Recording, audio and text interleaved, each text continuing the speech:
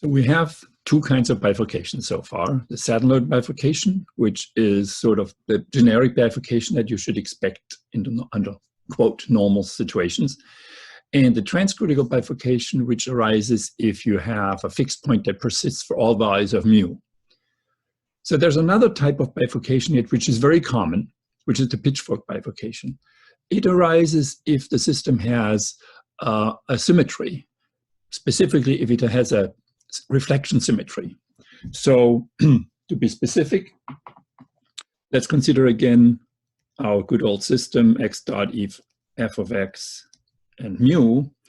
And we say the system has a reflection symmetry if the following is true. If x of t is a solution,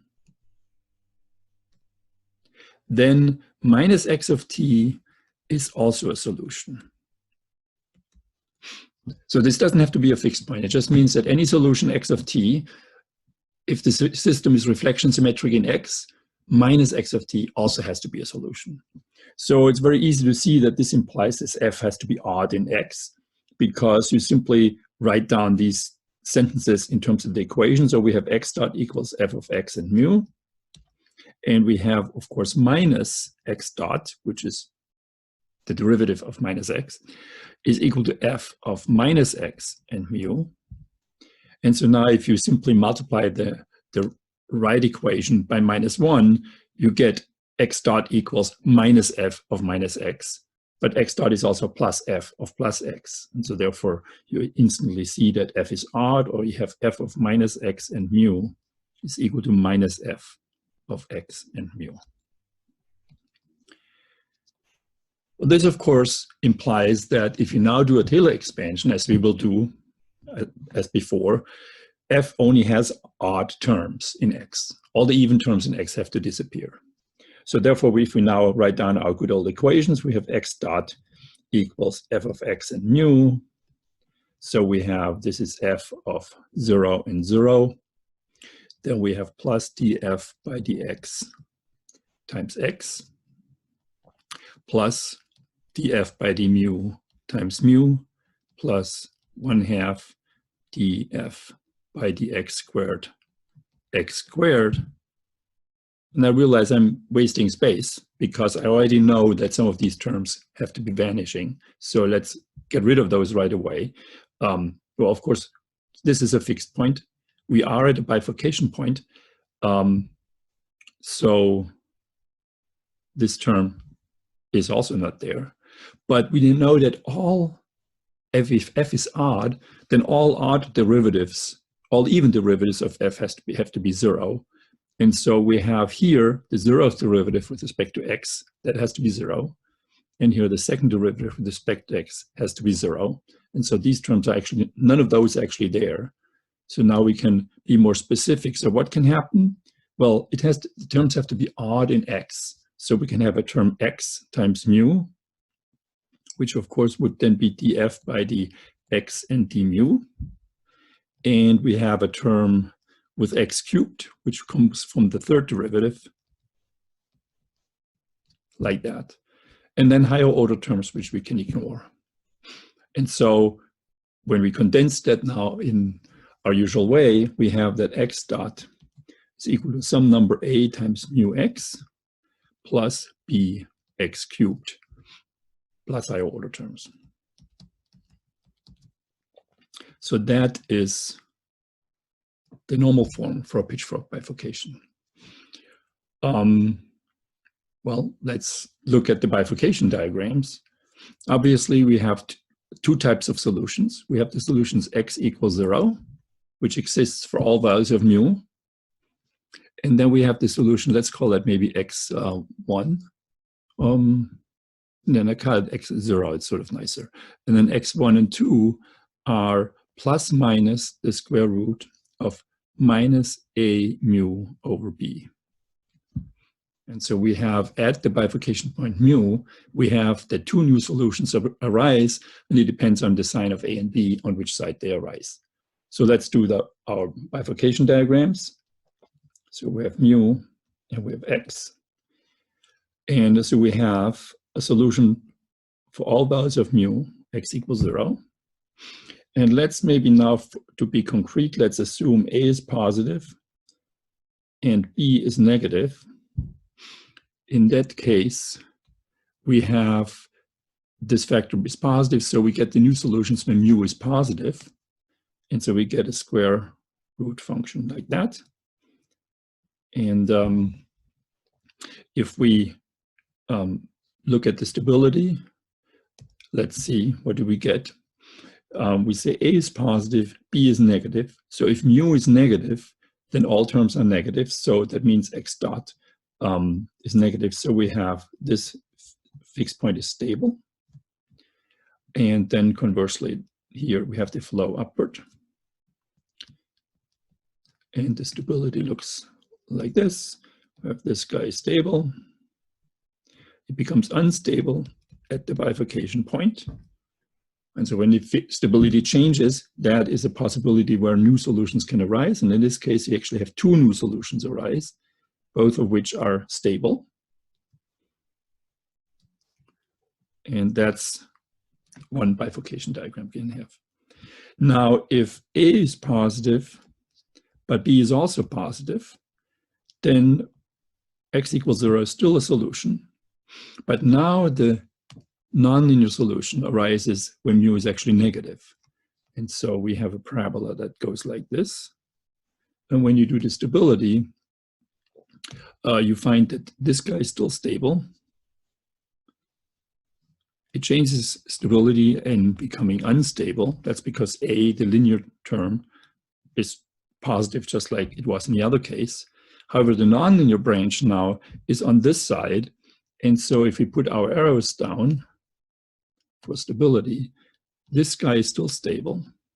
And so the flow must be away from this branch. And we see that the nonlinear solution is actually unstable.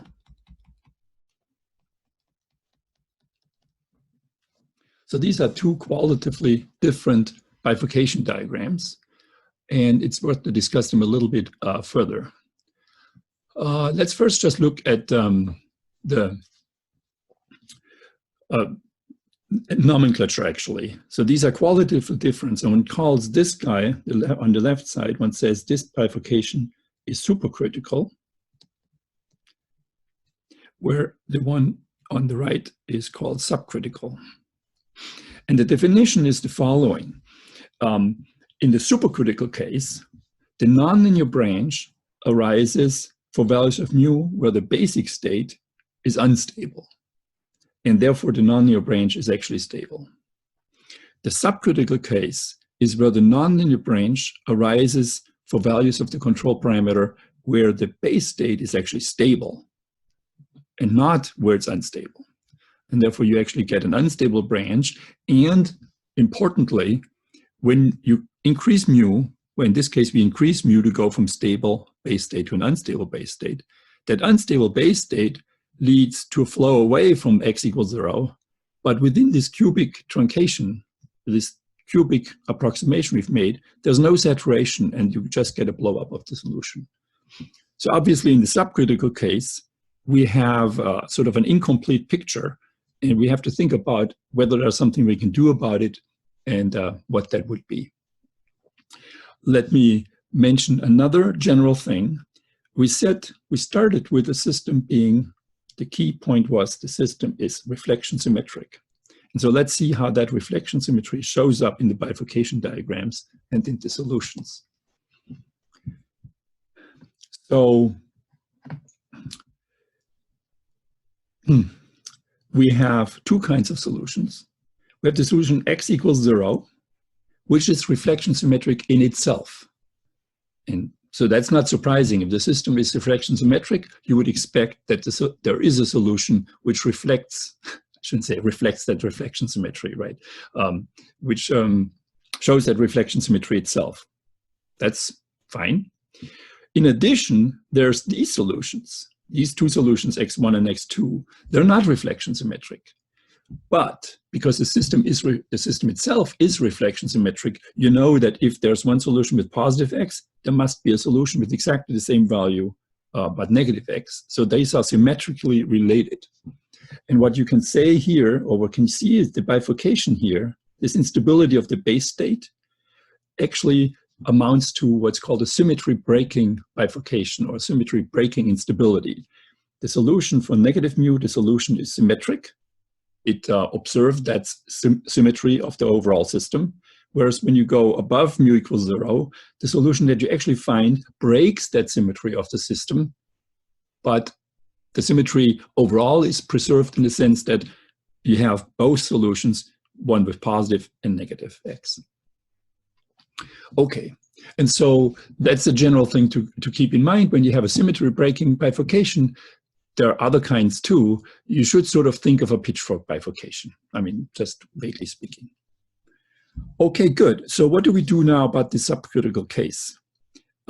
Is there something that we could do? Because it's not satisfying to have an equation which, when the base state goes unstable, it just needs to blow up. So it's very natural to say, well, we need to keep higher order terms. So let's do that and let's see what we get, and then let's think about how valid that is. Okay, so what would that be? Well, we have x dot equals a times mu times x. And what did we say? We said plus bx cubed. And then the next term in x would be x to the fifth. So let's say minus cx to the fifth.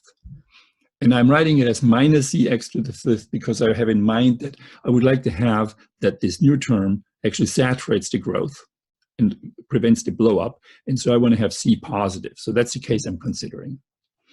Okay, so it's easy to write down now the solution for that. But actually, let's first get a bifurcation diagram. So in cases like this, it's it's relatively easy to get a bifurcation diagram, not by solving this biquadratic equation, which you can do, but simply by solving for mu. Once you actually calculate mu as a function of x and plot that, and which is of course very easy. You see mu is equal to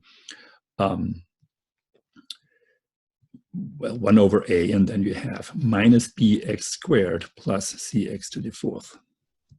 And so that's easy to plot. If I plot that here, I plot mu as a function of x, then this is parabola downward and upward like that, a Mexican hat kind of thing. And in order to get my bifurcation diagram, I just need to flip now mu and x, because I really want to have a diagram in mu and x like that. So I flip the whole thing by the diagonal, and my bifurcation diagram looks like this. Okay, I mean, this is not nicely drawn. This nose and this nose should be at the same mu value, right? These minima are equal, and so that's not well drawn. Okay, so this is the bifurcation diagram, and it's very promising because if you put the stability down, we see that this state is stable, and it's unstable here, and that means we have flow inward here and inward here, and so stability actually goes like this. Okay, I guess I make it blue now. So this guy is stable. It goes unstable here. And then this branch actually is stable, as is this branch, the symmetrically related one, whereas this branch here is unstable. Okay, so we've achieved our goal that we have now, even when we are positive mu where the base state is unstable, we actually get saturation with this quintic term. Good. The question now arises, though, is whether this is actually systematically valid, or under what condition that is actually systematically valid. And so for that, we need to go back and what we actually did. So we did a Taylor expansion of our function f, and here we went to quintic order. Okay. That means we threw away x to the seventh terms, and we said they're small. Okay, so that's what we need to check, whether indeed we can make this process here and have that the order x to the 7th terms are small compared to these 3 terms. Okay, so there's 2 ways we could look at that. So let me do that. So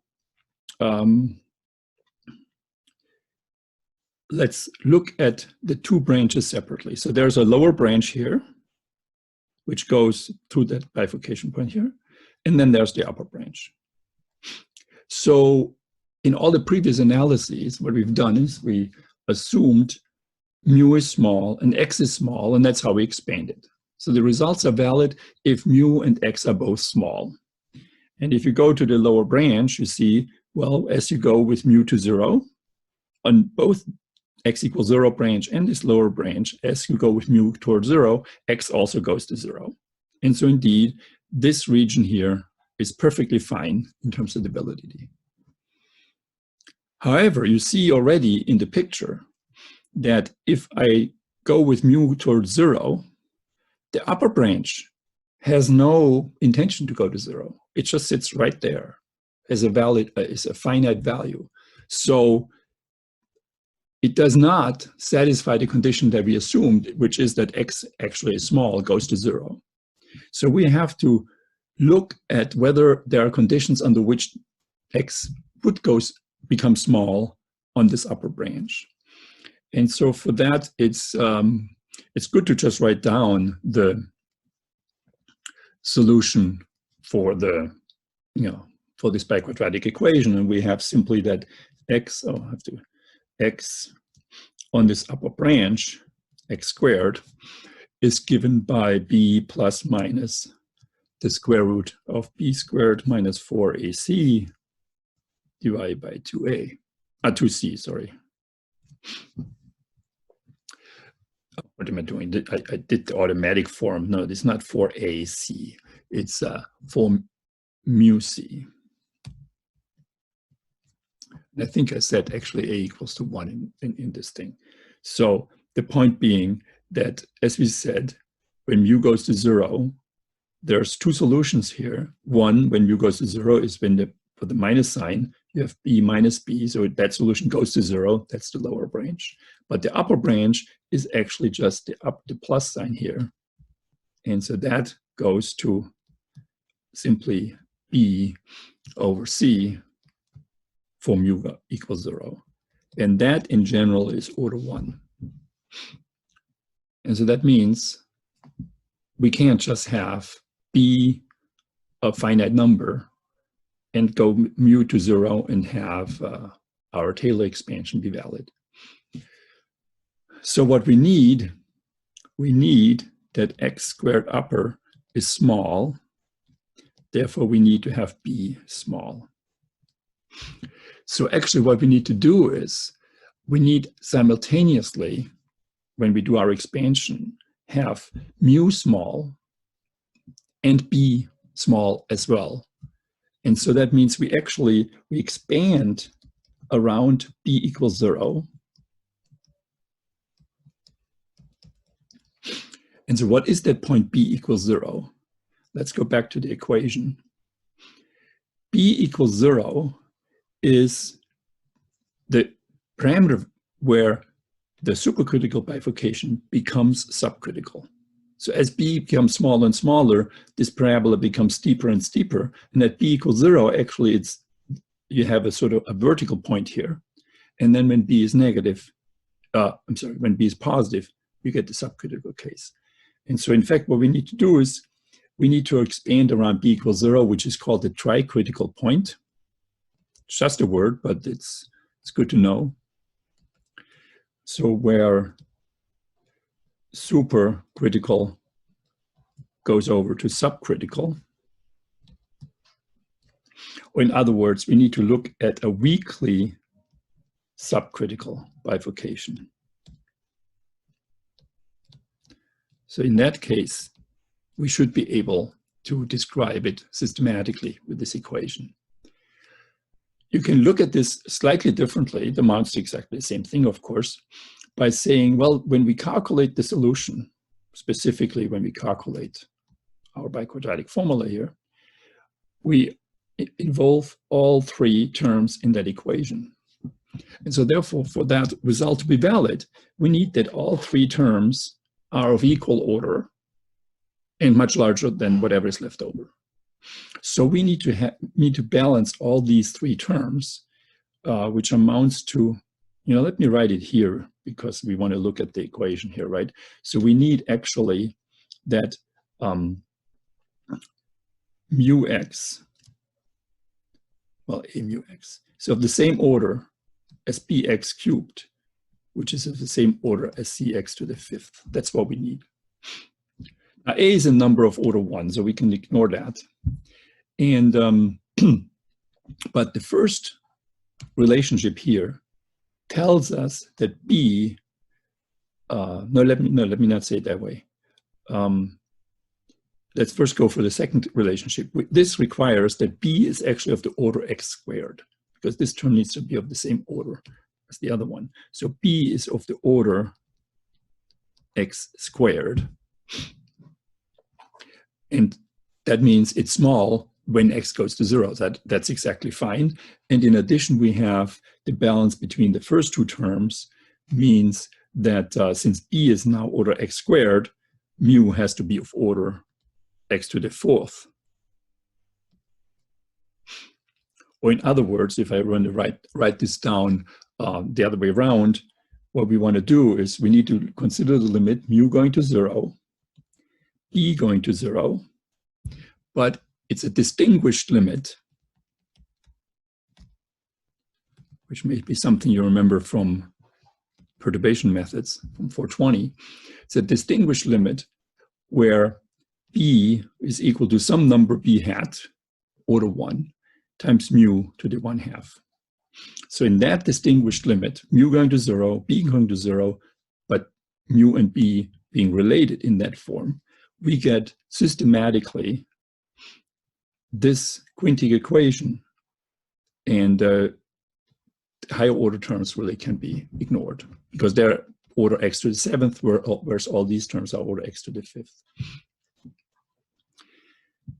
Let me just make one more remark regarding the same issue again.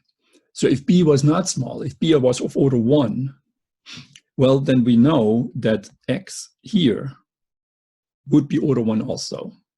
Well, if x is of order 1, then we cannot ignore any of those higher order terms. So this means that even if c is positive, and where we think, okay, the quintic term saturates our solution, it may not be that the upper branch exists, because maybe these other terms are just overcompensating whatever this does. And because x is of order 1, we cannot ignore any of those. And so one has to be really careful in cases like this, what one really can conclude and whether the conclusions are safe. And so in these more complicated bifurcation diagrams, you often end up having to consider sort of a distinguished limit. Yeah, I guess I didn't say that, but now maybe it's good to point out. We have now in this case, we have not just a single bifurcation, right? So you see that if we do this subcritical bifurcation, and if we saturate it with this quintic term, then we get a subcritical pitchfork combined with two saddle node bifurcations, which then generate this upper branch. And this distinguished limit, or the weakly nonlinear, weakly subcritical cases where sort of this saddle node bifurcation collapses with this bifurcation in the limit. Anyway, so this is pitchfork bifurcations, and they're very important because there are many systems that actually have reflection symmetry. I'll mention a couple later, but for now, let's just leave it with the math and go on.